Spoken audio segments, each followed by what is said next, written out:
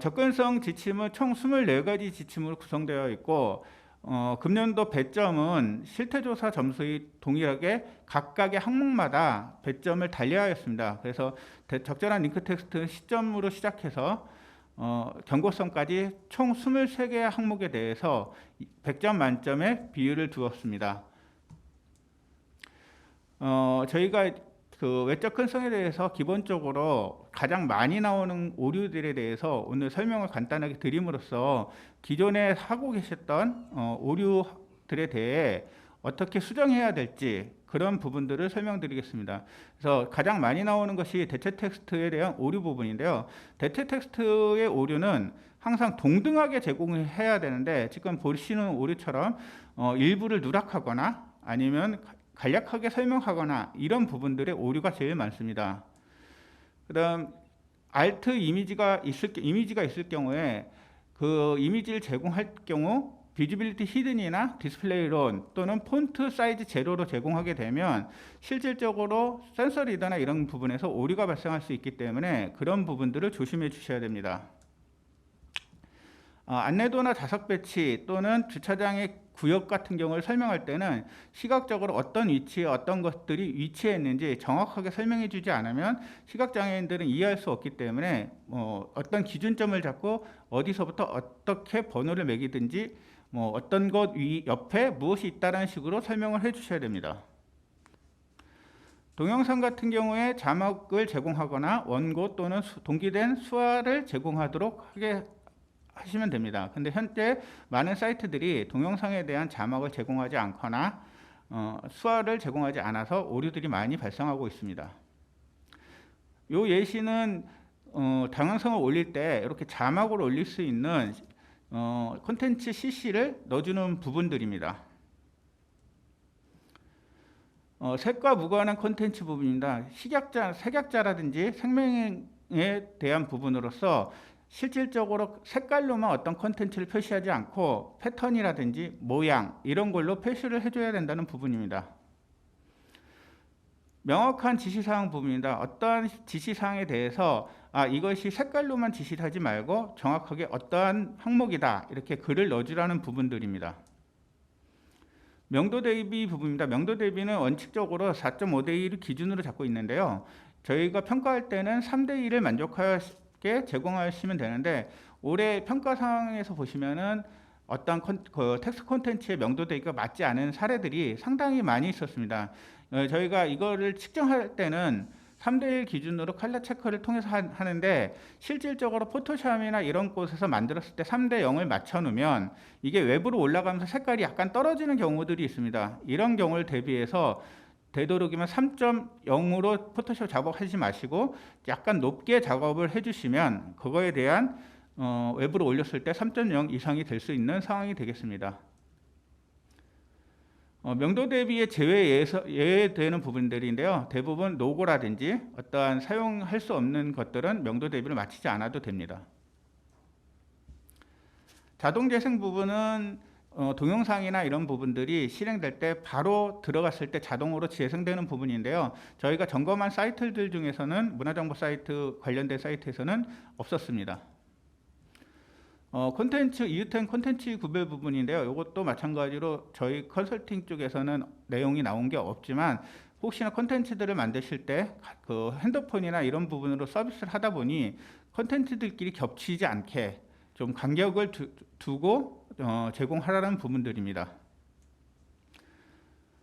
조작 기능 부분입니다. 요거는 어떤 콘텐츠를 선택할 때 저희가 콘텐츠 사이즈를 17픽셀 이상을 제공해야 되는데 17픽셀이 안 되게 되면 핸드폰이나 이런 사용자들이 마우스를 누르거나 선택할 때 좀 어려움이 있어서 저희가 측정을 할 때 17 곱하기 17픽셀이 되냐 안 되냐를 확인하는 부분입니다. 그래서 17픽셀이 안 되게 되면 실질적으로 오류로 보는 것이고요. 만약에 버튼이나 이런 것이 작았을 때는 패딩 값을 줘서 그 패딩 값이 17이 될 수 있도록 제공해 주시면 됩니다.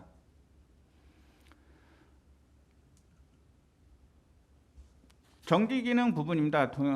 콘텐츠가 좌우로 움직이거나 순서적으로 움직이는 배너 창 같은 경우에 정지가 가능하도록 정지 버튼을 제공하거나 아니면 키보드나 마우스 초점이 이동했을 때 정지가 되게끔 제공해 주셔야 됩니다. 프레임 타이틀 부분인데요. 내가 프레임을 아이프레임이라든지 프레임을 썼을 때도 빈 프레임일 경우에 빈 프레임이라고 제공해 줘야 되고, 어떤 만족도라든지 이런 것을 제공할 때는 저희 타이틀을 정확하게 제공해 주셔야 된다는 부분입니다. 적절한 링크 텍스트 부분인데요. 올해 아마 평가에서도 이 부분이 가장 많이 오류가 나온 것 같습니다. 그 전에 버튼이라든지 버튼의 열림, 닫힘 부분을 따로 타이틀을 제공하지 않아서 시각장애인 이게 열리는 것인지 닫히는 것인지 알 수 없는 부분들이 많이 있었습니다. 그래서 이런 부분들의 오류들을 수정해 주시면 됩니다. 기본 언어 부분은 대부분 잘 준수해 주셨는데, 혹시 영문 사이트라든지 중문 사이트, 외국어 사이트에 대부분의 랭귀지를 동일하게 KO로 제공한 사례들이 몇 군데 있었습니다. 그런 부분들은 중문은 중문에 맞게, 영문은 영문에 맞게 문서 타입을 정의해 주시면 됩니다. 사용자 요구에 따른 실행 부분인데요. 지금도 현재 많은 사이트들이 메인 페이지에 팝업 창을 띄워서 시각장애인들이라든지 사용자들을 혼란을 주게끔 되어 있는데, 대부분 메인 페이지에 팝업을 제거하고 팝업 존으로 이동시켜 준다든지 아니면 바로 자동으로 닫힌다든지 이런 부분으로 제공해 주셔야 됩니다. 또한 새로운 창을 열어줄 때는 새 창이라는 부분을 분명하게 공지를 해 주셔야 됩니다. 콘텐츠의 논리적 순서 부분인데요. 저희가 콘텐츠는 논리적으로 이동할 때 위에서 아래로, 왼쪽에서 오른쪽 순서대로 이동하고, 지금과 같이 로그인 같은 경우에는 아이디하고 로그인하고 자동 로그인을 체크하고 로그인 버튼을 가야 되는데, 그게 다르게 제공될 경우에 혼란이 있기 때문에 발생하는 오류입니다. 표의 구성 부분입니다. 표의 구성은 현재 HTML5로 바뀌면서 썸머리 부분이 없어졌는데요. 썸머리 부분이 없어졌기 때문에 캡션 부분에 썸머리 내용까지 같이 작성을 해 주셔야 되는데, 대부분 캡션만 제공한 경우 또는 제공했다고 해도 아까 말씀드렸지만 비지빌리티 히든이든지 디스플레이 론을 제공하게 되면 실질적으로 전체적인 부분에 문제가 발생할 수 있어서 그런 부분들을 확인해 주시면 됩니다. 이 사례 같은 경우에는 TH를 구별하지 않아서 실질적으로 발생한 오류인데요. TH와 TD를 명확하게 구별해주고 콜과 라우를 정확하게 구별해 주라는 부분입니다. 의미 없는 테이블 같은 경우에 캡션과 썸머리를 제공하지 말고 빈 상태로 제공을 하는 부분입니다.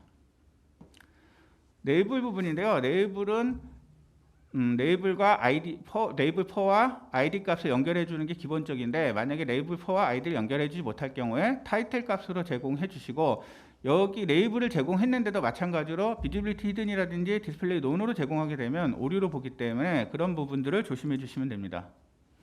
오류 정정 부분에서 오류들이 나는 것들은 오류 설명은 대부분 잘 하고 계신데, 설명이 끝나고 오류 정정된 곳으로 포커스가 이동해야 되는데 포커스가 이동하지 않는 사례들이 가끔 있습니다. 그래서 그런 부분들을 조심해서 작업을 해주시면 됩니다. 마크업 부분입니다. 마크업은 저희가 대부분 태그의 열고 닫음, 태그의 중첩, 그 다음에 중복 선언 또는 동일 아이디 값에 대한 점검만 하고 있습니다. 그런데 이런 부분들은 뒤에 나오는 호환성 부분에서 다 준수가 된다면 실질적으로 따로 관리하시지 않아도 되는 부분들입니다. 저희가 보고서를 보내드렸는데요. 보고서 보는 방법을 잠깐 설명을 드리려고 합니다.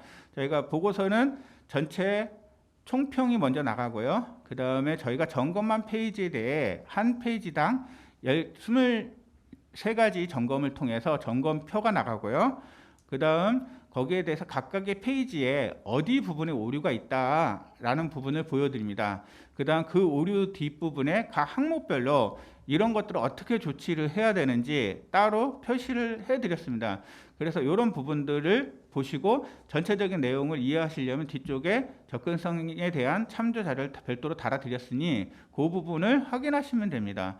지금 보고서들이 각 배포가 되어 있고 저희가 콜센터를 통해서 그런 혹시 이해가 안 되시는 부분들이 있으면 답변을 드리고 있으니까 그런 부분들을 저희 문의 주시면 됩니다. 대부분 외적 근성 개선할 때 가장 많이 점수들이 낮아 있는 사이트들은 대부분 공통 영역의 오류들이 발생함으로써 각 페이지마다 다 동일하게 관점이 돼서 문제되는 부분들입니다. 그래서 헤더나 푸터 또는 LMB 쪽의 내용들을 먼저 고쳐주시고 우선적으로 그 다음 한번 적용되면 다 적용되는 공통적인 부분, 예를 들어서 반복 영역 건너뛰기라든지 기본 언어 표시 부분이라든지 각각의 부분을 먼저 수정해 주시고 그리고 나서 개별 페이지 콘텐츠에 대한 부분을 수정하시면 점수를 올리실 때 좀 빠른 시간 내에 많은 점수들을 올릴 수 있을 것입니다. 그래서 그런 부분들을 해주시고요. 지금 보여드린 것처럼 문화 티켓 같은 경우에 이제 타이틀이 고정으로 되어 있다면 그런 고정된 부분을 각 페이지마다 다르게 제공하면 그거 하나만으로도 벌써 5점이라는 점수가 올라갈 수 있습니다. 그 다음 기본 언어라든지 반복 영역 건너뛰기라든지 이런 부분을 수정해 주시면 점수가 막 11점씩 상승할 수 있는 부분들이니까 그런 부분들을 우선 처리해 주시면 됩니다. 그래서 공통 부분이라든지 한 번에 발생했던 내용들이 오류가 있다면 그런 부분들을 빠르게 요청해 주시면 됩니다. 자체적으로 점검을 하고 싶은데 그럼 어떻게 해야 되는가라는 부분에서 저희가 오픈악스를 통해서 기본적으로 자체 점검을 해보실 수 있고 단 여기에서 제공하는 오픈악스는 어떤 태그에 대한 부분의 정의지 실질적으로 다 소스를 하나씩 봐야 되는 부분들은 있습니다. 그래서 크롬에서 오픈악스를 다운로드 받고 확장 팩을 다운로드 받고 거기에 대해서 실행을 하면 사다리 모양의 아이콘이 생길 겁니다. 그래서 제가 점검하고자 하는 페이지에 사다리 모양을 누르게 되면 오른쪽 보시는 것처럼 브라우저 확장 기능을 통해서 내용이 나오고 있습니다. 그 외에 접근성 도구에 대한 페이지의 버튼의 사이즈를 재는 도구, 그다음 고대비를 측정하는 도구, 명도 대비를 측정하는 도구들이 있습니다. 이런 걸 통해서 자체적으로 점검을 해보셔도 좋습니다. 그 외에 저희가 개발자 도구를 활용해서 사이트의 소스를 보면서 점검을 하고 있고 그런 부분들을 같이 확인하실 수 있습니다. 그래서 전체적으로 웹표준 점수는 저희가 문법 HTML에 30점, CSS에 20점, 나머지 기능 호환성에 25점, 화면에 20점, 비표준 기술 제거 및 최신 기술에 5점을 부여하고 있습니다. 대부분 많이 나오는 오류들이요.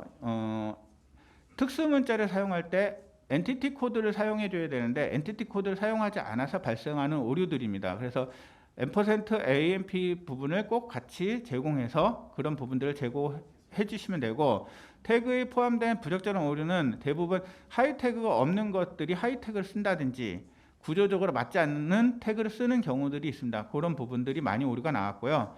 다음 메타 태그에 대한 사용할 수 없는 속성 이런 부분들, 그 다음에 태그 위치의 부적절함 또는 동일 ID 값에 대한 오류 이런 것들이 가장 많이 나왔습니다.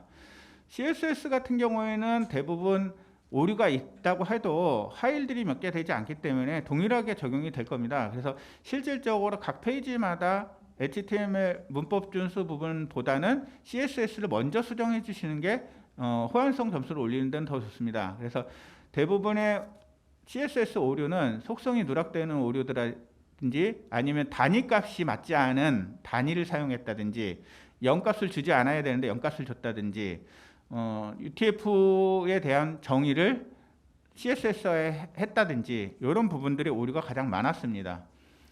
화면에 또 동작 호환성 같은 경우에는 저희가 실질적으로 기능을 눌러봤을 때 동작이 안 하는 사이트들이 있습니다. 이건 크롬이라든지 파이어폭스에서 동작을 하는데 IE에서 안 한다든지 IE에서 동작을 하는데 파이어폭스에서 동작을 하지 않는다든지 이런 것들의 기능을 일일이 체크해서 나온 사례들입니다. 그 외에 브라우저는 저희가 브라우저 호환성은 i11, 웨일, 파이어폭스, 크롬 요 5가지를 점검해서 그 점수를 반영한 것입니다. 그래서 5가지 중에 화면이 일부 깨지는 것이 발생하는 것들은 지금 저희가 테스트할 때 i 같은 게 i11 버전도 테스트를 하기 때문에 그런 부분을 양해해서 봐주시면 될 겁니다. 그 외에 뭐 액티브엑스는 기존에 뭐 정부에서 전체적으로 삭제를 하라고 했고 많이 사업들을 했었기 때문에 오류들은 발생하지는 않았던 것으로 확인되었습니다. 그 다음 도큐멘트 타입 제공 부분은 마찬가지로 대부분 사이트들이 HTML5로 가고 있던 최신 기술에서 뭐 가점을 받은 사례들입니다. 그럼 웹 호환성 같은 게 어떻게 진단하느냐라는 부분인데요. 아까 말씀드렸지만 WCC 마크업 밸리데이션을 통해서 점검을 하게 되어 있고요. 그 점검을 통해서 오류가 안 나와야지 점수를 받을 수 있는 사례입니다. CSS 밸리데이션도 동일한 상태로 점검을 합니다. 그 외에 스크립트 오류라든지 동작의 오류 같은 경우에는 개발자 도구 콘솔을 통해서 확인하고 있습니다. 액티브엑스 같은 경우에는 코리아 HTML5에 가서 자가 진단을 해보실 수 있습니다. 이 사이트에는 인터넷진흥원에서 제공하는 사이트이기 때문에 국가에서 지원하는 사이트라 테스트 해봐도 별로 문제가 되지 않습니다. 그래서 여기 주소 나와 있는 것처럼 코리아 HTML5에 가셔서 액티브엑스도 점검할 수 있고 표준도 점검해 보실 수 있습니다.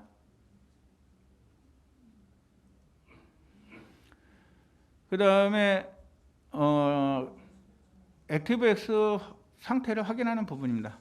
그 다음 올해 처음으로 아마 점검에 들어갔는데요. 웹사이트 품질 관리 쪽에서는 계속적으로 있었던 내용입니다. 웹 개방성 부분인데요. 웹 개방성이라는 것은 검색 엔진이라든지 이런 엔진들이 내가 가지고 있는 사이트에 들어와서 정보를 가져가서 검색을 제공할 수 있도록 해주는 부분입니다. 그래서 대부분의 사이트들이 국민을 위한 그 국가 기관 사이트다 보니까 대국민 홍보를 위해서 웹을 개방하라는 부분들입니다.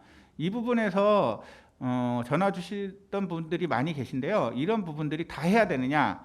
근데 실질적으로 지침상으로는 다 하게끔 되어 있고 문화정보 사이트라든지 문체부 대표 사이트 같은 경우에도 전체 다 개방되어 있는 상태입니다. 저희가 평가하는 부분들은 검색엔진 차단, 검색엔진 배제, 특정 페이지 차단, 특정 페이지 수집 거부, 페이지별 URL 차단 순으로 보시면 됩니다. 그래서 첫 번째 방화벽에서 아예 차단을 하는 경우 검색엔진 차단을 보는데요. 이런 사례들은 나오지는 않았습니다.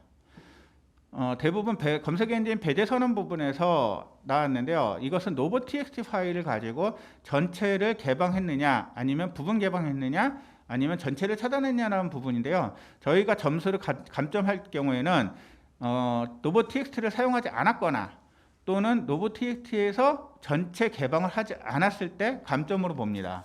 그래서 부분 차단과 전체 차단도 감점으로 보신다고 생각하시면 됩니다. 그 다음 페이지 내에 그렇게 차단했는데도 페이지 내 메타 태그를 통해서 또 차단하는 경우들이 있습니다. 그래서 그런 부분들의 페이지별로 메타 태그를 통해서 차단했냐 안 했냐를 보는 부분입니다. 그 외에 아까 말씀드렸던 가장 많은 사례들이 나오는 페이지별 URL 차단 부분인데요. 이 부분은 특정 페이지 URL을 동일하게 보여줌으로써 내가 원하는 콘텐츠에 접근하지 못하게 되어 있는 URL만 가지고 접근할 수 없는 상태를 말씀드립니다. 다음 웹사이트 편의성 부분입니다. 전자정보 UI UX라고 하는데요. 이건 2019년도서부터 실행이 되어 왔고 전체 평가는 UI UX 134개 필수화 권장으로 저희가 점검을 했습니다. 행정안전부에서는 현재 50개의 필수 항목만 점검을 하는데 현재 저희가 향후에 어떻게 될지 모르기 때문에 저희는 필수와 그 다음 권장을 둘 다 평가한 사례입니다. 진단 항목은 여기 표시한 거는 행정부에서 제공하고 있는 50개 항목만 저희가 추려서 설명서에 별도로 넣어드린 부분입니다. 그럼 어느 부분에 가장 오류가 많이 나왔냐면 아까 말씀드린 것처럼 브랜드 영역의 헤더 부분에서 헤더에 전자정보 공식 사이트라고 알리지 않는 부분, 이런 부분들은 특히나 문화 사이트는 그 전자정보 사이트인지 아니면 국가에서 관리하고 있는 사이트인지 구별하기 어려운 부분들이 많이 있기 때문에 이런 부분들을 넣어주시면 되는 부분인데 그런 부분들이 빠져서 오류가 나왔고요. 그 다음 로고나 웹사이트 이름을 되도록이면 좌측에 배치하는 부분에서 배치가 안 되거나 하는 부분들 오류 부분이었습니다. 다음 특히 개인정보에 대한 부분은 어떤 사이트든 기본적으로 있어야 되는 부분인데 지금 보신 사이트 같은 경우에는 개인정보 처리 방침을 누락했기 때문에 이건 여기 전자정보 UI UX뿐만 아니라 향후 개인정보법 처리 방침에도 위배 사항이 됩니다. 그래서 그런 부분들은 꼭 개선을 해주셨으면 좋겠습니다. 다음 내부 링크, 외부 링크 부분인데요. 링크가 있을 경우에 내부 링크는 왼쪽에, 외부 링크는 오른쪽에 제공해 주라는 부분입니다. 그다음 링크의 활성화된 정도, 사용자가 어떤 링크를 선택하고 어떤 링크에 있는지를 이런 구별되게끔 제공해 주라는 부분입니다. 메인 메뉴를 현재 많이 모바일을 사용하다 보니까 햄버거 메뉴를 많이들 선호하는 경우들이 있는데요. 이 햄버거 메뉴는 실질적으로 다른 그 익숙치 않은 사용자들에게는 되게 어려운 부분이라고 인식되기 때문에 되도록이면 햄버거 메뉴를 사용하지 않고 전체 메뉴를 표시할 수 있는 웹사이트를 만들어 주시라는 부분입니다. 전자정보 UI UX는 한 번에 아마 수정하기가 쉽지 않은 부분들이 꽤 있습니다. 그런 부분들은 향후 개선이나 개편하실 때 고려해서 한번 하시라는 부분이지, 이건 저희가 뭐 보고서를 드렸다고 해서 이거 바로 다 고칠 수 없는 사항들이 아마 많이 있을 겁니다. 지금 이런 뭐 메인 메뉴 숨김이라든지 이런 부분들은 자체적으로 하고 있는 내용을 어떻게 바꿔야 될지는 한번 검토를 해보셔야 될 겁니다. 아까 말씀드렸다시피 브레드 크럼에서 가장 오류가 많이 발생했다고 했는데요.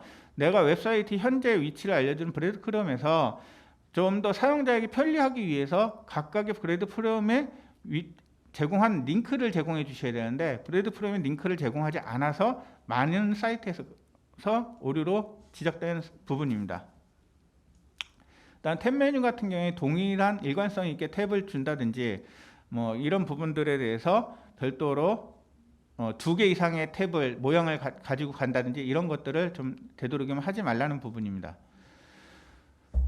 사이트 맵에서 내부 창과 외부 창에 대한 표시를 안 해주신 사이트들이 몇 군데 있는데 이런 것들은 실질적으로 내가 어떤 사이트를 갔을 때 이걸 눌렀을 때 외부로 나가는지 안 나가는지 사용자로서 혼란을 주기 때문에 그런 부분들은 꼭 표시를 해주라는 부분입니다. 검색 결과가 없을 경우에 되도록이면 검색에 어떤 부분이 문제였는지 예시로 설명을 넣어주라는 부분들입니다. 콘텐츠 목록 보기 부분에서 이 부분이 가장 많이 오류가 나왔었는데요. 대부분 사이트에서 어떠한 콘텐츠를 올릴 때 중요한 콘텐츠가 다른 사이트 정보에 의해서 계속 뒤로 밀려서 내가 찾고자 하는 중요 정보가 위에 없어서 어려움을 호소하는 경우들이 있습니다. 그래서 그런 부분들을 위하여 아주 중요한 콘텐츠 같은 게 상단에 배치할 수 있는 서비스를 제공해 주라는 부분입니다. 그다음 요즘에 뭐 저작권 문제라든지 이런 부분들이 많이 있는데요. 콘텐츠에 대한 작성자, 작성일, 출처, 그다음 저작권에 대한 표시가 없음으로써 이 사이트에 있는 정보를 그냥 저작권을 무시해도 된다라는 인식을 줄 수 있기 때문에 나온 지침입니다. 이런 부분들도 오류사항으로 많이 나왔었습니다. 그다음 요건 편의성 부분인데 일종의 작성하고자 하는 때 플레이스 홀더를 사용하지 말라는 부분은 내가 플레이스 홀더를 사용하게 되면 초점이 이동함으로써 내가 써야 되는 것이 무엇인지, 정보가 무엇인지 혼선을 주기 때문에 대부분 외부에 작성해 주라는 부분입니다. 내부보다는 외부에 플레이스홀더를 작성해 줘라. 또는 이제 콘텐츠 작성과 업로드 부분인데요. 이 부분은 콘텐츠 버튼을 어떻게 사용할 때 동일한 형태로 사용해야 되면 혼선을 줄 수 있기 때문에 각각의 콘텐츠에 확정을 지어주는 버튼들은 좀 다르게 제공해 주셔야 한다는 부분입니다. 명확히 구별해서 제공해 주시기 바랍니다. 콘텐츠 업로드 부분에서 파일 크기 부분인데 저도 이런 경우를 상당히 많이 겪습니다. 내가 어떤 사이트에 자료를 올리는데 자료 양이 얼마인지 몰라서 올렸다가 에러나고 올렸다가 에러나고, 그러니까 그 양을 정확하게 표시를 안 해주면 어떤 신청서를 작성하거나 어떤 자료를 제공할 때 제공할 수 있는 용량이 얼마인지, 이 파일은 어떤 것들을 넣을 수 있는지 명확지 않게 하게 되면 사용자로부터는 상당히 혼란을 초래하고 있습니다. 회원가입 부분에서 많이 나왔던 것들이 입력에 필요한 데이터에 명확하게 설명을 요청하는 부분인데요. 내가 제공하고자 하는 컨텐츠에 어떤 것들을 넣어야 되는데 그 어떤 것들을 어떻게 넣어야 되는지 이런 설명을 되도록이면 넣어 주시라는 부분입니다. 약관동의 부분에서 가장 많이 나왔다고 그랬는데요. 약관동의를 강제적으로 무조건 해야 된다가 아니고 하지 않아도 되는 옵션을 꼭 같이 제공해 주시기 바랍니다. 주소찾기 버튼 같은 게 주소찾기의 팝업 버튼을 네이블로 명확하게 설명을 해 주셔야 되는데 그런 것을 그냥 우편번호 이렇게 하면은 주소찾기인지 우편번호인지 명확하지 않은 부분을 주소 검색이라는 걸로 이렇게 바꿔주시라는 부분입니다. 주소찾기는 별도의 팝업을 통해서 입력하게 되는데 대부분 그런 부분에 글쓰기를 안 막아 놓으면 표시를 다르게 하지 않으면 사용자가 직접 입력하려고 행동을 합니다. 그런 직접 입력 행동을 좀 자제할 수 있도록 명확하게 이 부분 비활성화 상태라는 걸 명확히 제공해 주라는 부분입니다. 아이디 및 비밀번호 입력 부분입니다. 이 부분은 내가 아이디를 입력하거나 비밀번호 입력할 때 요즘은 특수문자를 쓰는 거나 대소문자를 쓰는 경우도 많고 그 다음에 양식이 몇 자 이상도 상당히 많은데 그런 부분을 정확하게 사전 공지해 주라는 부분입니다. 공지가 되지 않으면 실질적으로 내가 이메일 형식인지 요즘 아이디들도 이메일 형식으로 상당히 많이 있기 때문에 이런 부분들도 제공을 해 주셨으면 좋겠습니다. 그다음 오류 내용 확인 부분인데 오류를 행위에 대한 부분인데 행위를 내가 그만하고 싶은데 그만할 수 있는 중도 포기할 수 있는 부분들을 안 해주시면 실질적으로 내가 가다가 스톱할 수 없이 그냥 사이트를 나와버려야 되는 경우들이 많이 있습니다. 그런 것들을 위해서 안내 부분을 제공하라는 부분입니다. 오류를 안내할 때는 그 오류가 무엇인지 정확하게 명시해서 어떤 부분에 오류였는지에 대해서 제공해 주시면 되겠습니다. 일단 오류 내용 상황에 대해서 명확하게 간결하게 제공해 주셔야 되는 부분들을 확인하시면 됩니다. 기타 도움말을 제공하는 부분은 사이트에 들어와서 저희가 어떤 사이트에 어떤 도움말이 없을 경우에 이 사이트에 대한 질이라든지 뭐 이런 부분들을 물을 곳이 없기 때문에 직접 관계자한테 물을 수 있는 창구를 항상 제공해 주셨으면 합니다. 최적화 부분입니다. 그 최적화는 웹사이트의 최적화는 메인 페이지 기준으로 하고요. 메인 페이지에 대해서 응답 속도가 3초 이내, 그 다음 메인 용량이 3메가 이하로 제공하라는 것이 기본적인 최적화의 기준입니다. 실질적으로 행안부에서 측정할 때는요, 지금 여기 나와 있는 웹페이지 테스트를 통해서 측정합니다. 웹페이지 테스트를 통해서 한 번 정도 측정했을 때 3초 이내, 3메가 이내로 나오면 되는 부분인데요. 이 부분은 실태조사에서 사용하는 방법이니까 혹시 자체적으로 점검을 해보실 때는 이 사이트에 가셔서 점검을 해보시면 됩니다. 사이트에 대한 설명이고요. 1번에 최적화된 주소를 메인 페이지 주소를 넣고 2번에다가 검색 웹서버의 위치를 넣고 3번에 점검 사용하는 브라우저를 IE로 잡아주시면 됩니다. IE로 점검 브라우저는 IE로 잡아주시고 최적화 버튼을 눌러주시면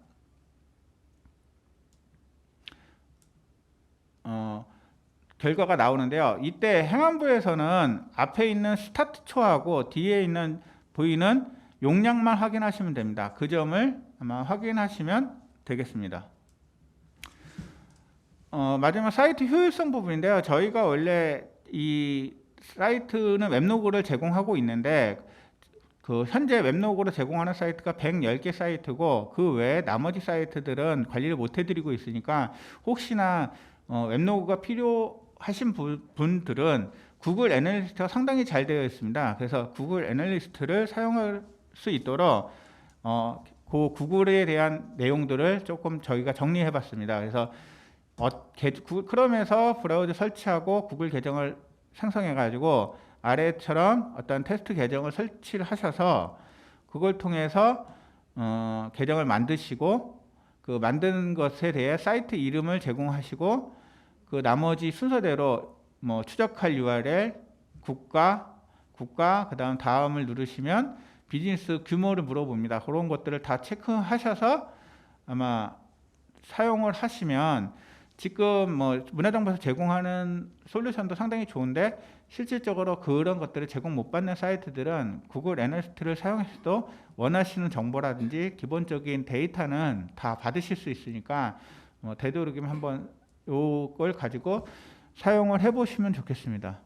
그리고 현재 그 구글 애널리스트는 무료이기 때문에 그런 것을 통해서 방문자라든지 그다음에 마케팅에 활용할 수 있는 정보들로 사용하시면 됩니다.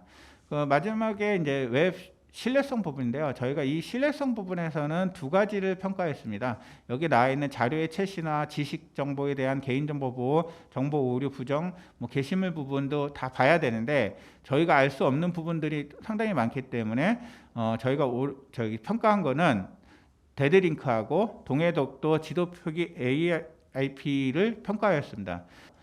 그 외에 링크 오류를 그럼 자체적으로 어떻게 할 수 있느냐? 네, 두 가지 방법이 있습니다. 여기 브라우저의 확장 기능을 사용해서 하는 부분인데 이건 한 페이지 한 페이지씩 하다 보니까 실질적으로 조금 힘드실 부분이고요. 그래도 이런 부분을 통해서 확장 툴을 통해서 점검할 수 있다는 것을 인지하고 계시면 수정하시거나 검토해 보실 때 상당히 좋으실 겁니다. 그 다음 마지막에 부분에서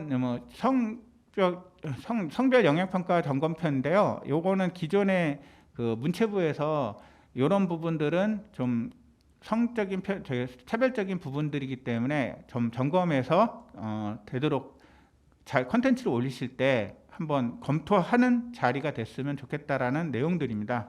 그런 부분들을 정리해서 설명을 드린 부분입니다.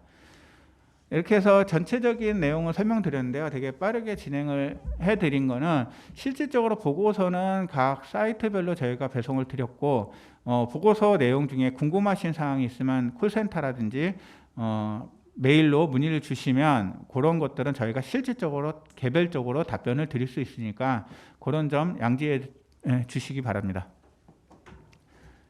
네.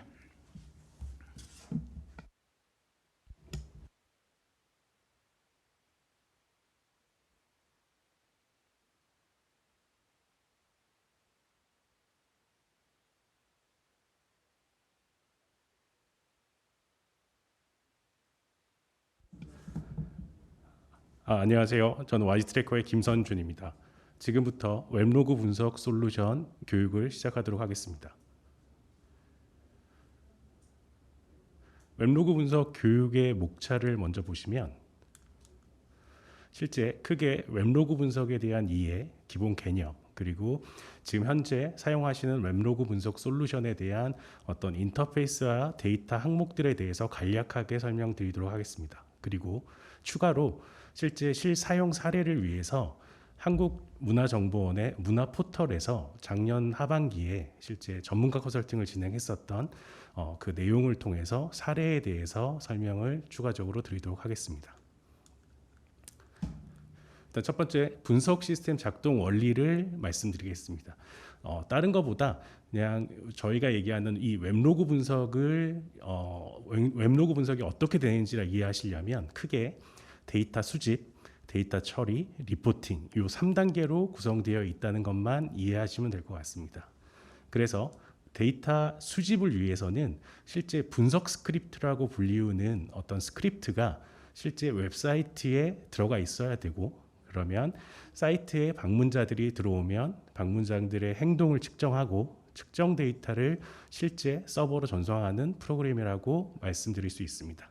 그래서 분석 스크립트는 반드시 모든 웹사이트에 들어가 있어야 하고요. 그리고 실제 유저가 사이트에 방문한 상태에서 동작한다는 것만 기억해 주시면 됩니다. 그리고 이제 웹로그 분석에서 중요한 데이터 측정 기준들에 대해서 좀 더 자세히 설명드리겠습니다. 첫 번째는 세션, 즉 방문에 대한 기준입니다.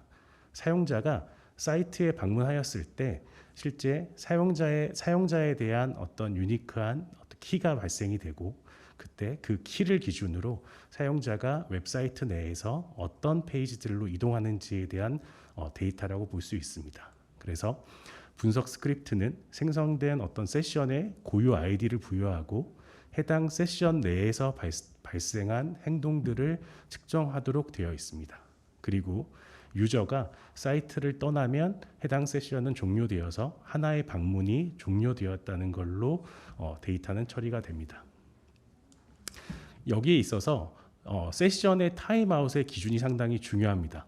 그래서 세션의 유효 기간은 실제 세션이 유효 기간이 지나서 세션이 종료되는 기준은 마지막 페이지 뷰로부터 40분이라고 말씀드리겠습니다. 그래서 화면의 예시와 같이 첫 페이지에 12시에 페이지를 들어왔을 때 그 해당하는 세션의 종료 예정 시간은 12시 40분이 되는 거고요.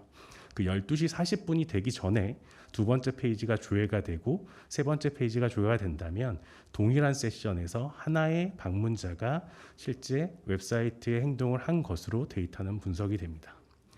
하단 예시 두 번째 이미지를 보시면 동일하게 12시에 방문을 했고 두 번째 페이지에 12시 5분에 실제 페이지를 이동했는데 12시 45분이 세션 종료 예정 시간인데 세 번째 페이지의 조회 시간이 12시 45분이 지난 1시 10분에 다시 페이지를 조회했다면 그 1시 10분에 접속한 해당하는 액션은 새로운 세션으로서 새로운 방문 수치가 올라간다라고 이해해 주시면 됩니다. 그리고 두 번째로 반송에 대한 기준입니다. 반송은 사용자가 사이트에 방문한 다음에 아무런 특별한 활동 없이 방문을 종료하고 나간 경우입니다. 그래서 즉 섹션이 생긴 후에 한 페이지만 기록하고 종료되면 반송의 수치로 분석이 되게 됩니다. 그래서 화면과 같이 웹사이트에 접속하고 나서 아무런 액션 없이 그냥 종료를 하면 반송수이고요. 하단의 이미지와 같이 페이지에 접속하고 다음 페이지를 조회한다면 이는 실제 웹사이트에 들어와서 한 페이지 이상의 페이지를 조회했기 때문에 반송수로 잡히지 않습니다. 그렇기 때문에 반송수가 많이 잡힌다는 것은 그만큼 우리 사이트에 들어와서 내가 원하는 정보가 없었기 때문에 바로 나갔을 수 있는 어떤 사용자라고 예측할 수 있습니다. 다음은 체류 시간입니다. 체류 시간은 세션의 길이라고 보통 얘기하는데요. 실제 앞서 말씀드렸던 반송의 경우에는 체류 시간은 없다라고 보시면 됩니다. 그런데 하단의 페이지와 같이 첫 번째 페이지에 12시에 접속을 했고 두 번째 페이지에 12시 10분에 이동을 했다면 첫 번째 페이지의 체류 시간은 10분으로 분석이 되어지는 거고요. 그리고 세 번째 페이지가 12시 30분에 조회를 했다면 두 번째 페이지의 체류 시간은 20분, 총 체류 시간은 30분으로 분석이 되어진다고 보시면 될 것 같습니다. 다음으로 방문의 어떤 분류에 대해서 간략하게 설명을 드리겠습니다. 방문은 신규 방문, 반복 방문, 재방문으로 나뉘어집니다. 신규 방문은 저희가 이 웹사이트 분석을 시작한 이래로 최초로 방문한 경우를 말합니다. 그래서 신규 방문자가 많다는 의미는 무언가 우리 사이트에 새로운 유저들이 상당히 많이 유입된다는 의미를 부여하고 있고요. 그리고 반복 방문과 재방문은 이전에 한 번이라도 들어왔던 사용자인데 다시 들어온 유저입니다. 그런데 반복 방문은 그 기준이 14일이라는 기준 내에서 반복적으로 지속적으로 방문하는 유저를 반복 방문이라고 합니다. 그래서 어찌 보면 반복 방문자가 높다는 것은 상당히 우리 사이트를 자주 방문하고 있는 충성도 높은 사용자들이 많다라고 볼 수 있는 거고요. 재방문은 그 기준을 14일이 초과되는 경우를 말합니다.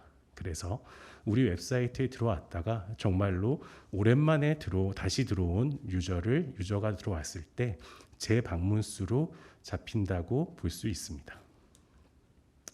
그리고 다음으로 이제 순방문수가 있습니다. 순 방문 수는 특정 기간 동안에 사이트에 방문한 순수한 유니크한 유저의 숫자입니다. 그래서 나눠지는 분류는 일순 방문자, 주순 방문자, 월순 방문자로서 실제 하루 동안에 0시부터 24시간까지의 유니크한 사용자, 일요일부터 토요일까지의 유니크한 사용자, 1일부터 말일까지 기준의 유니크한 사용자를 각각의 순 방문자 수로 데이터는 보여지고 있습니다. 이를 통해서 우리 사이트에 어느 시간 1순 방문자를 통해서는 어느 시간대에 사용자들이 가장 많이 접속을 하는지, 그리고 주순 방문 수를 통해서는 일요일부터 월요일까지 어떤 요일에 가장 먼저 최초로 접속을 하는지, 그리고 월순 방문 수를 통해서 한 달 동안 어떤 며칠 날 우리 웹사이트에 제일 먼저 들어오는지를 확인할 수 있습니다. 다음으로 지금 저희 웹로그 분석 솔루션의 인터페이스와 주요 데이터에 대해서 설명드리겠습니다. 이 부분은 워낙 지금 사용하고 계신 분들도 많기에 실제 간략하게만 설명드리겠습니다. 지금 보시는 화면과 같이 인터페이스에서 우선 좌측의 리포트 메뉴를 통해서 각 카테고리를 클릭하면 세부 리포트들이 보여지도록 되어 있고요. 그리고 우측 상단에 듀얼 리포트 기능, 데이터 다운로드 기능, 그리고 캘린더 기능을 통해서 우리가 원하는 데이터 조회 기간을 선택해서 데이터를 볼 수 있도록 지원합니다. 그리고 메인 상단 영역의 5번에 차트 영역을 통해서 현재 조회하고 있는 분석 데이터가 일자별로 어떤 추세 흐름을 가지는지를 한눈에 볼 수 있고, 6번에 하단의 데이터 테이블을 통해서 조회 기간에 대한 데이터를 표로 세부적으로 확인할 수 있습니다. 그래서 여기서 가장 중요한 거는 이제 웹로그 분석 솔루션에 로그인 하셔서 1번 레포트 좌측의 레포트 메뉴에서 원하시는 리포트를 선택을 합니다. 그리고 2번 우측 상단 캘린더를 통해서 원하는 날짜를 선택해서 조회를 합니다. 그리고 나서 메인 상단과 하단에 보여지는 차트와 데이터 표를 보고 원하시는 데이터를 확인하시면 됩니다. 다음으로 주요 데이터의 어떤 의미에 대해서 말씀드리겠습니다. 현재 왼쪽 메뉴에 트래픽, 유입 채널, 마케팅, 방문자, 컨텐츠와 같이 각각의 어떤 분석 목적에 따라서 분석 리포트 메뉴들이 정의되어 있습니다. 우선 트래픽의 경우에는 기본적으로 사이트의 어떤 트래픽 흐름을 볼 수 있습니다.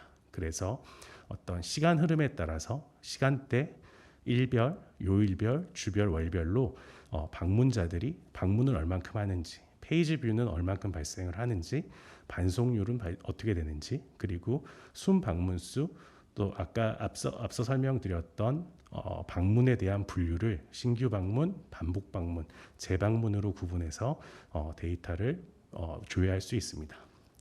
그리고 두 번째로 유입 채널에서는 실제 웹사이트에 사용자들이 유입을 할 때, 방문을 할 때 실제 URL을 직접 입력하는 경우도 있지만 검색 엔진이라던가 어떤 SNS, 타 링크를 통해서 방문하는 경우들에 대해 유입 채널 메뉴를 통해서 어떤 사이트에서 우리 사이트에 가장 많이 방문하는지 어떤 레퍼럴에 대한 정보를 보여드리고 있습니다.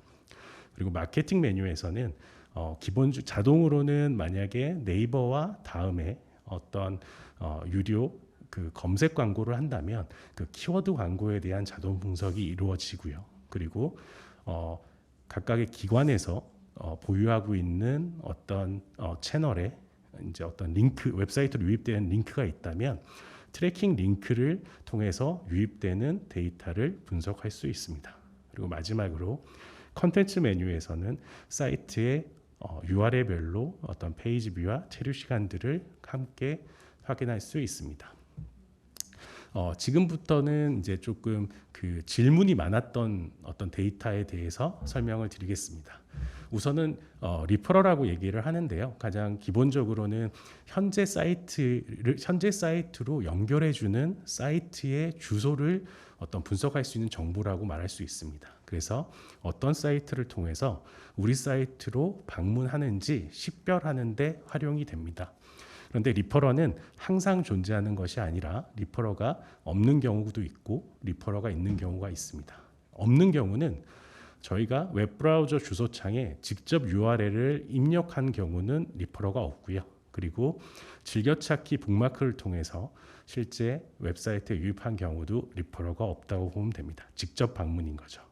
그리고 리퍼러가 있는 경우는 이제 외부 사이트에서 어떠한 링크를 통해서 사이트에 유입되는 것들이 리퍼러가 있다라고 보시면 됩니다. 그래서 검색 엔진, 블로그, 소셜 네트워크 그리고 각각의 다른 이외의 다른 사이트, 웹사이트에서 어떤 링크를 통해서 우리 사이트에 넘어온 경우에 리퍼러가 있다고 봅니다.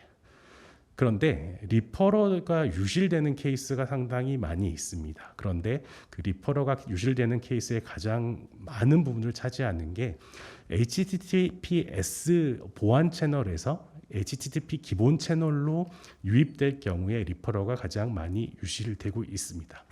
이것은 어떤 웹 표준에서 보안상의 이유 때문이기 때문에 어떤 문제가 아니라 자연스러운 현상이라서 막을 수는 없고요. 그래서 이거를 해결하기 위해서는 우리 웹사이트도 HTTPS, SSL 보안 채널을 지원하는 게 가장 중요하고 외부의 링크를 아웃링크로 설정을 하실 때는 항상 HTTPS로 시작되는 보안 채널 URL로 설정하시는 것을 권장드립니다.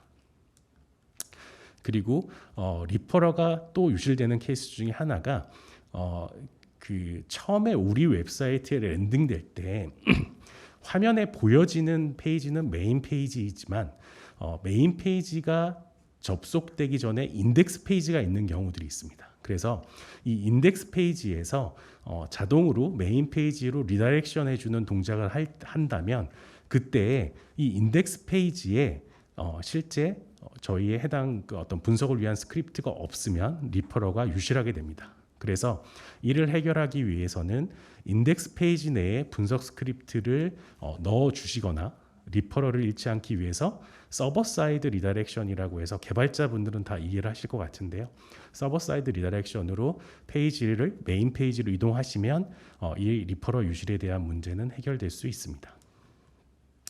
그래서 이러한 리퍼러를 통해서 지금 리포트상의 유입 채널 메뉴 밑에 유입 도메인을 통해서 현재 우리 웹사이트에 어떤 도메인에서 가장 많이 들어오는지 현재는 네이버 검색에서 사용자들이 가장 많이 들어오고 있다는 예시를 화면에 볼 수 있고요. 그리고 이제 유입 검색 엔진 메뉴를 통해서 실제 네이버나 다음, 구글과 같이 어떤 개별 검색 엔진에서 얼만큼 많이 유입이 되고 그 검색 엔진 우측 화살표를 클릭하시면 구체적으로 어떠한 검색어를 통해서 세부적으로 유입이 많이 됐는지까지도 데이터로 확인하실 수 있습니다. 그래서 일단 기본적인 개념을 설명드렸고요. 그래서 지금 URL에 있는 온라인 가이드에서는 실제 어떤 마케팅 분석이나 터널 분석, 컨텐츠 분석에 대한 어떤 설정과 분석 코드를 어떻게 설정하는지에 대한 가이드가 자세하게 나와 있고 또한 이러한 가이드들이 동영상으로도 지금 제작이 되어 있어서 좀 보시고 쉽고 빠르게 적용해서 데이터 분석의 어떤 깊이를 좀 늘려갈 수 있을 거라고 생각을 합니다. 그래서 최종적으로 내용을 요약하자면 사이트 분석을 위해서는 웹로그 분석을 위해서는 분석 스크립트가 항상 웹사이트에 존재하면 데이터가 측정이 시작된다. 그리고 우리가 제공되는 어떤 특정 지표인 방문수, 페이지뷰 체류 시간 또는 반송률, 순방문 데이터 등을 확인할 수 있습니다. 그리고 우리 사이트로 유저를 연결해 준 사이트는 리퍼러 정보를 통해서 유입 채널 데이터로 볼 수 있다는 게 지금 오늘 교육의 어떤 핵심 부분이라고 할 수 있겠습니다.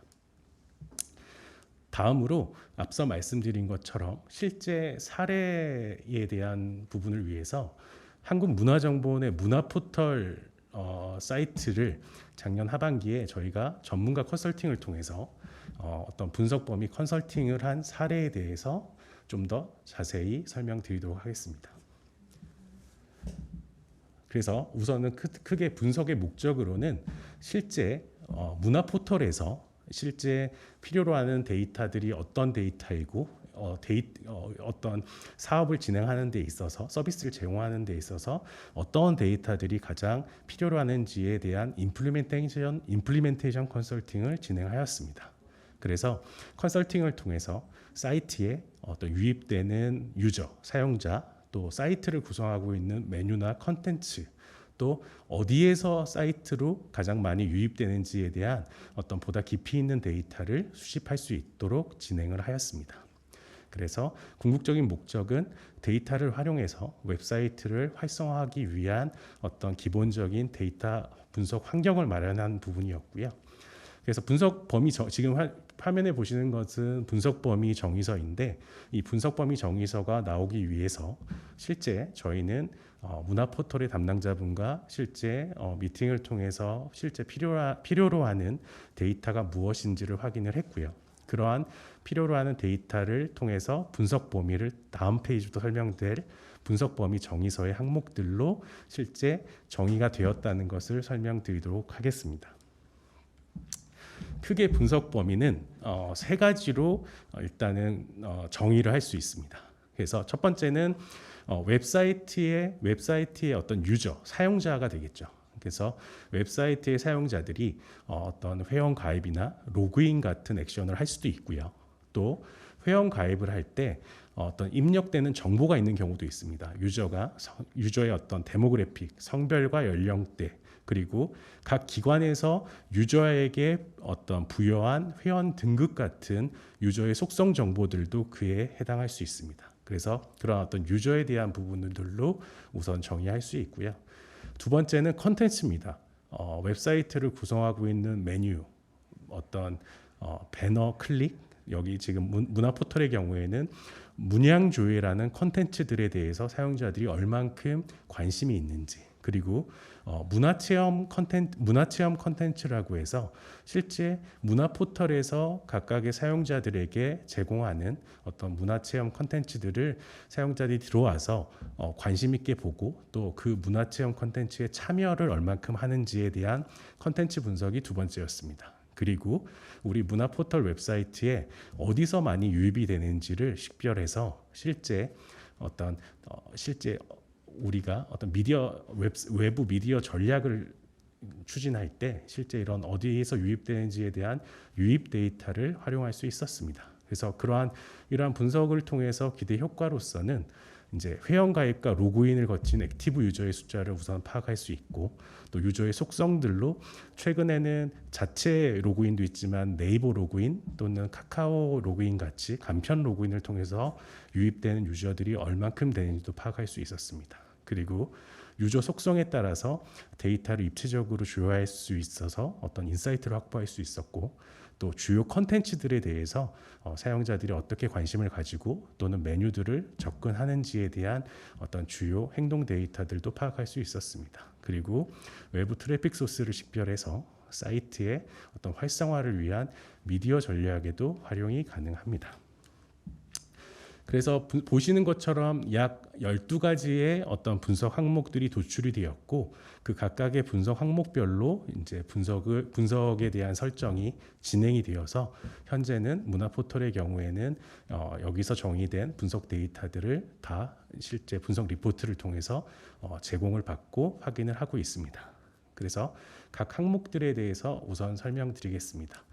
우선은 1번부터 4번까지는 어떤 유저에 대한 항목이고요. 그리고 5번부터 11번은 컨텐츠, 그리고 마지막 12번은 어떤 유입 채널에 대한 부분이라고 말씀드릴 수 있겠습니다.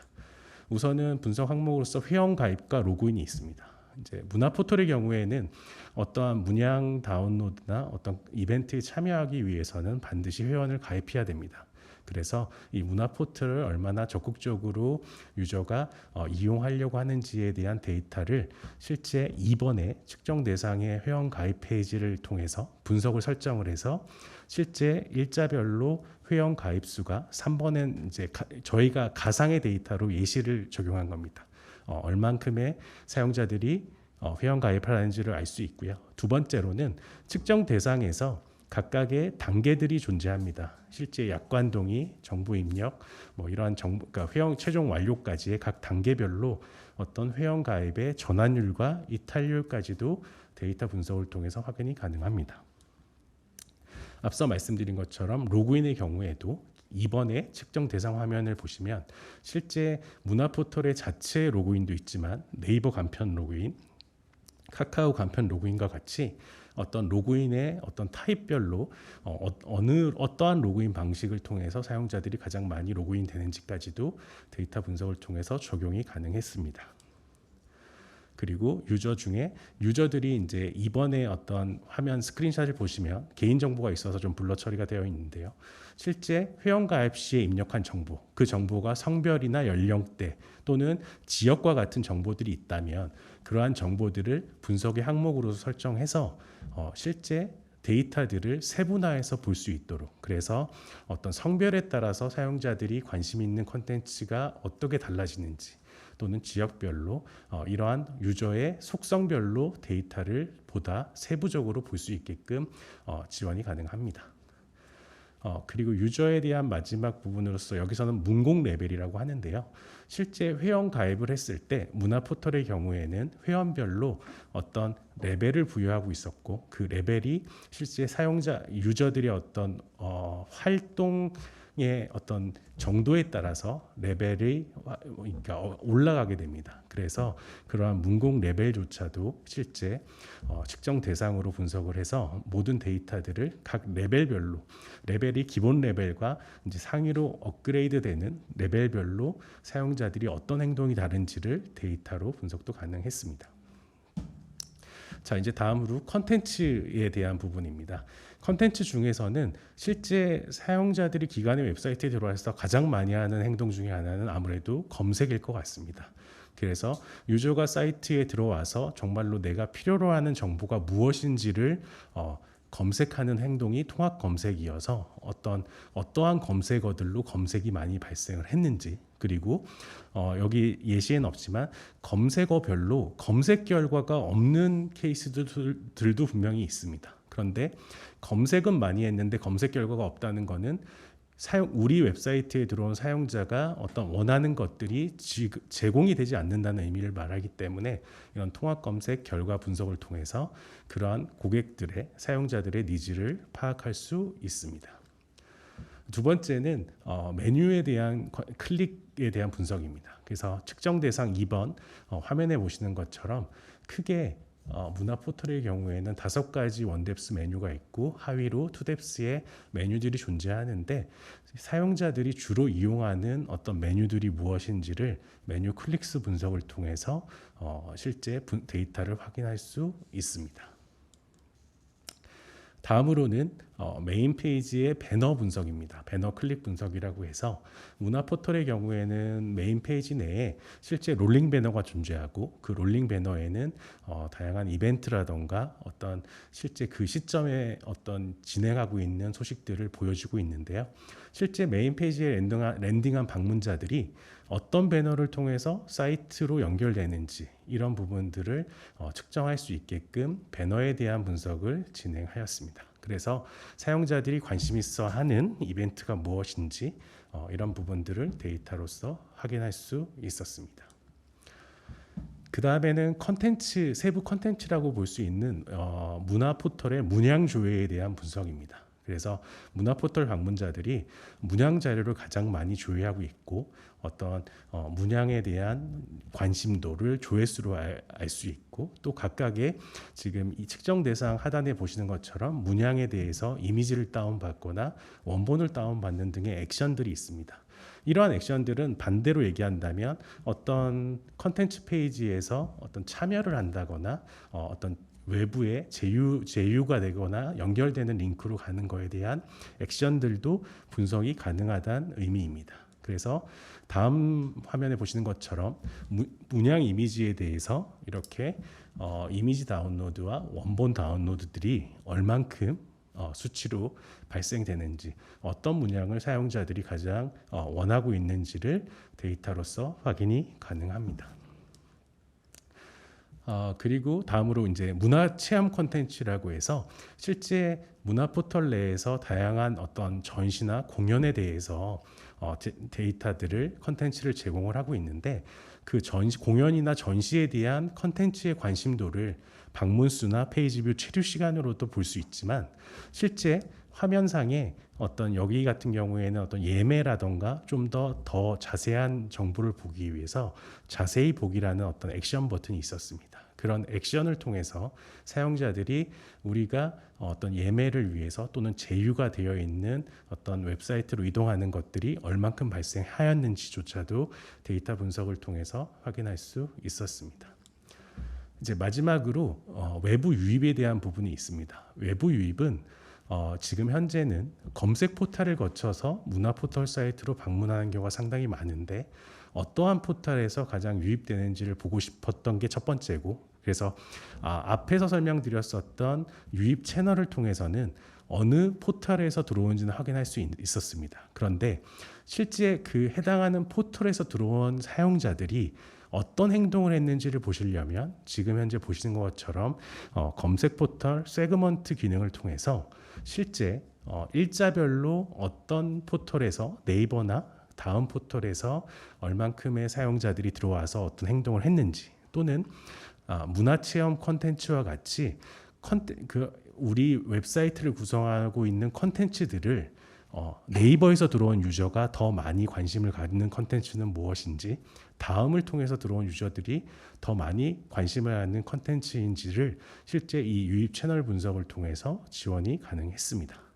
그리고 마지막으로 실제 이쪽에서는 사실은 없지만 앞에서 말씀드렸었던 외부 어떤 유입 링크를 통해서 우리가 자체적으로 운영하고 있는 페이스북 같은 SNS 채널이라던가 블로그 채널에서 우리의 어떤 기관 웹사이트로 유입이 되는 정보들도 동일하게 설정을 통해서 얼만큼 그 각각의 그 페이스북의 어떤 컨텐츠를 통해서 사이트에 유입이 됐고 유입된 이후에 사용자들의 행동 데이터가 어떻게 되는지, 또는 유입이 되어서 회원 가입을 하거나 컨텐츠의 예매와 같은 깊이 있는 데이터 분석까지도 함께 분석할 수 있다는 것을 말씀드릴 수 있겠습니다. 네, 여기까지 실제 문화정보원의 문화 포털에 대한 분석 사례를 말씀드렸는데요. 아무래도 분석 사례라는 것은 실제 기관의 어떤 분석의 니즈나 컨텐츠에 따라서 상당히 달라질 수 있습니다. 그런데 현재 저희가 조금 정보를 오픈되어서 제공할 수 있는 부분이 지금 현재 문화정보원의 문화 포털이어서 조금 제한된 부분이 있었지만 각 기관에서 원하시는 어떤 분석 항목들에 대해서도 방금 설명드린 것 같이 다양한 어떤 분석 항목들을 어떤 유저와 컨텐츠 외부 유입별로 구분해서 분석 기준을 정한다면 보다 깊이 있는 데이터 분석이 가능할 것이라고 말씀드릴 수 있겠습니다. 자, 그럼 이상으로 웹로그 분석 솔루션에 대한 교육을 마치도록 하겠습니다. 감사합니다.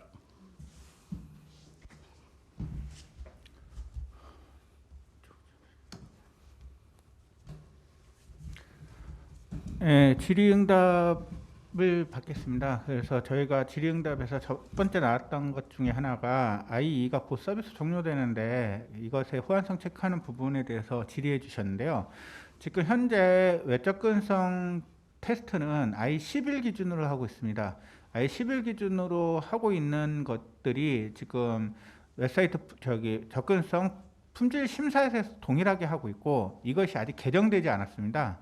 그래서 웹접근성에 대해서 i11로 점검을 하고 그런 기준들이 있다 보니까 저희도 어쩔 수 없이 i11을 아직까지 호환성에서 테스트하는 부분들입니다.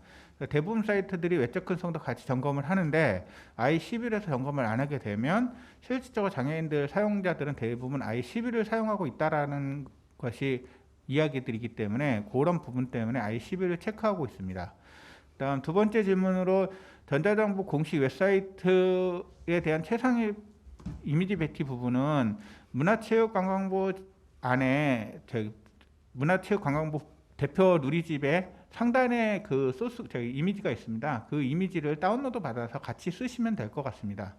그다음에 전자정부 공식 웹사이트라는 질문, 이게 어디에 정의되어 있느냐라는 부분에 질문을 주셨는데요.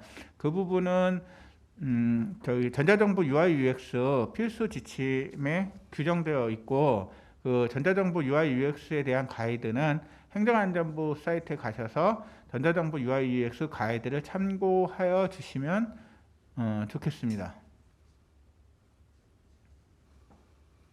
네, 웹로그 분석 솔루션 질문에 대해서 설명드리겠습니다.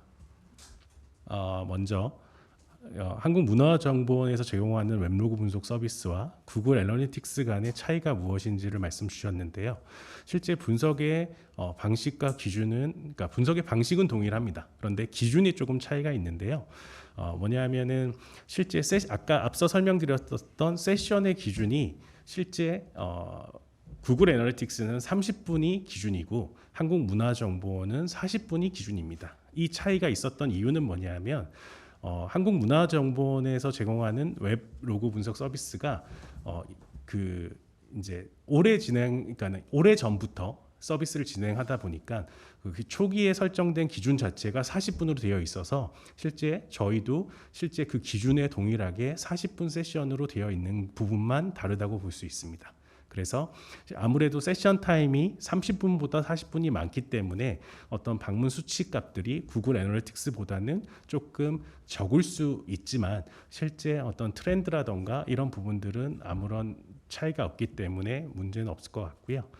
두 번째로 현재 방문 자수, 페이지 뷰 수를 성과 실적으로 삼고 있는데 외부 성과형으로 어느 쪽이 적합할까요? 예, 맞습니다. 같은 기간을 설정해 보면 비교해 보면 구글 애널리틱스보단 한국문화정보원이 적다고 말씀 주셨는데요. 맞습니다. 방금 설명드린 것처럼 그 사실 어떤 페이지 뷰는 영향은 전혀 없습니다. 그런데 실제 세션의 기준이 달라서 실제 세션의 기준이 다르다는 것은 사용자의 수치 자체가 분명히 구글 애널리틱스가 세션이 빨리 종료되기 때문에 더 신규로 추가되는 방문자 수가 더 늘어날 수밖에 없는 부분이 있습니다. 그리고 추가적으로 웹로그 분석에서는 검색 로봇들의 크롤링하는 부분 수치는 통계에서 제외되는 건가요? 네, 통계에서 제외됩니다. 실제 이 스크립트는 클라이언트 사이드의 데이터 분석이기 때문에 검색 봇에서 이렇게 어떤 리퀘스트가 들어와서 하는 부분들은 분석 대상에서 제외된다고 볼 수 있습니다. 네, 지금 질문 중에서 외적 접근성 인증 마크를 올해 취득하였는데 취득 과정에서 발견되지 않았던 접근성 항목이 있다고 하셨는데요. 대표적으로 저희가 접근성 진단하고 있는 기준은 품질 심사 기준하고 동일합니다. 근데 예를 들어서 접근성에서 그 담당자가 그걸 놓쳤거나 또는 어떤 기관에서 점검을 했을 때 명도 대비 같은 경우를 많이 안 봤던 사례들이 있습니다. 그래서 그런 것들 때문에 시각장애인이나 단체들에서 이게 인증마크에 대한 기준을 강화해 달라고 계속 요청을 하고 있습니다. 그래서 올해는 명도 대비 부분이 많이 올라가는 거고요. 접근성 준수 여부는 진단은 동일합니다. 같은 걸 기준으로 보는 거고 같은 내용으로 봅니다. 그러니까 달라지는 게 아니고 어떻게 보시면은 그 평가자가 놓쳤거나 아니면 조금 유하게 봤던 거거나 하는 부분들이 있을 수는 있지만 기준은 바뀌지 않습니다. 기준 자체는. 그리고 기준 자체는 동일합니다. 그리고 실태조사 다른 행정안전부 실태조사 기준하고 웹사이트 품질 마크 심사 기준하고 동일하다고 보시면 되고요. 점수 내는 상정 방식만 약간 차이가 있고 다른 부분은 없습니다.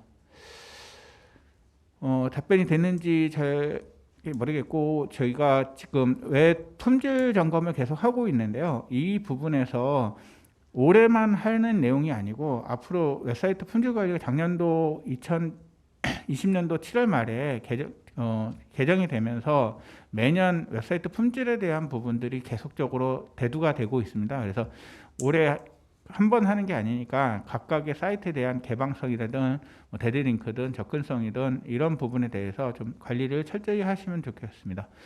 더 이상 질문이 있는지 한 번만 더 물어보도록 하겠습니다. 혹시 더 질문하실 분 있나요? 구글 애널리스트. 구글 애널리틱스를 개인 담당자가 이용 시에 보안 관련 문제 사항들이 없을까요?라는 질문을 주셨는데요.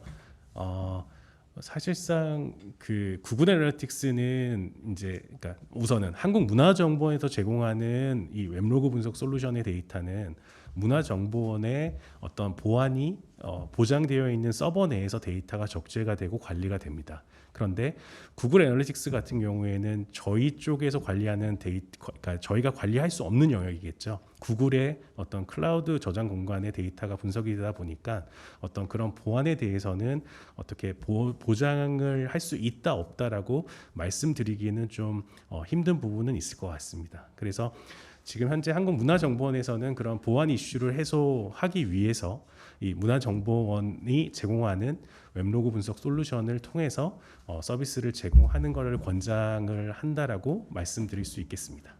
그리고 추가로 지금 현재 문화정보원에서 지금 제공되는 110개 사이트 이외에 혹시라도 추가적으로 어떤 웹 로그 분석이 필요하시다면 그 경우에는 저희 와이츠트래커 쪽으로 문의 주시면 저희가 실제 별도로 어떤 그 서비스를 제공할 수 있는 방법에 대해서 안내 드리도록 하겠습니다. 네, 대체 텍스트에 대한 문의를 주셨는데요. 대체 텍스트 입력 시 포스터나 행사에 대한 안내 이미지에 있는 포스터는 무슨 행사라고만 하시면 안 되고 전체 텍스트가 다 들어가야 됩니다. 이럴 경우에 아까 예시로 드렸던 IR 방식에 따른 대체 텍스트를 입력하시면 그런 포스터라든지 전체적인 내용의 그런 부분들을 다 채워야 됩니다. 그런 것들이 안 채워졌다면 뭐 상세 페이지라든지 통이미지를 사용했을 때 오류들을 다 오류로 간주하는 부분입니다.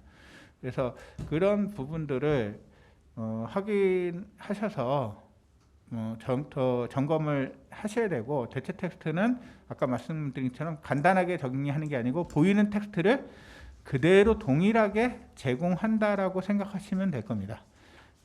더 이상 질의 없으시면 이상으로 질의응답을 마치겠습니다.